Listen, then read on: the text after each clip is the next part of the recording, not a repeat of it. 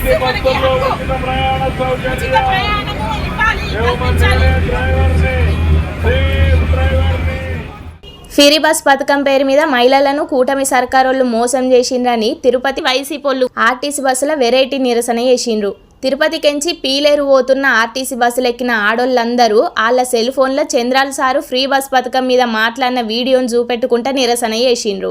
RTC bus ఎక్కి ఏపీలో ఎక్కడికైనా పోతాం, టికెట్ అడిగితే బస్సులో ఫ్రీగా పోవుడు మా హక్కు, గీ ముచ్చట మా చంద్రన్ననే చెప్పిండని ఎలక్షన్లకు ముందుగాల చంద్రాల సారు మాట్లాడిన వీడియోలు చూపెట్టుకుంటా నిరసన చేసిండ్రు. మాకు టికెట్ లేదు, ఫ్రీ ప్రయాణం అని మహిళలు మొత్తుకుంటుంటే ఇంకా ఫ్రీ బస్ ప్రయాణం అమలు కాలేదని కండక్టర్ అన్న చెప్పుకొచ్చిండు. నేనే చంద్రన్నను చెప్తున్నా, మహిళలకు టికెట్ తీసుకోకుండా ఫ్రీగా బస్సులో పంపాలే, గప్పుడు నేనే హామీ ఇచ్చిందని చంద్రాల సారు గెటప్లో చెప్పుకుంటా వెరైటీ నిరసన చేసిండ్రు. గిట్లా ఇదంతా కాదని బస్సును డైరెక్ట్ పోలీస్ స్టేషన్లకు ఓనిచ్చి గీళ్ళ మీద కంప్లైంట్ చేసిండట కండక్టరు. అయితే ఫ్రీ బస్ పథకం అని చెప్పి హామీలు అమలు చేయరు, అడిగితే మా మీద కేసులు పెడుతున్నారని వైసీపోళ్ళు కూడా బాగానే గరమైనరు. చూడాలే మరి గీళ్ళ నిరసనలు చూసైనా చంద్రాల సారు ఫ్రీ బస్ పథకం అమలు చేస్తాడో లేడో మరి.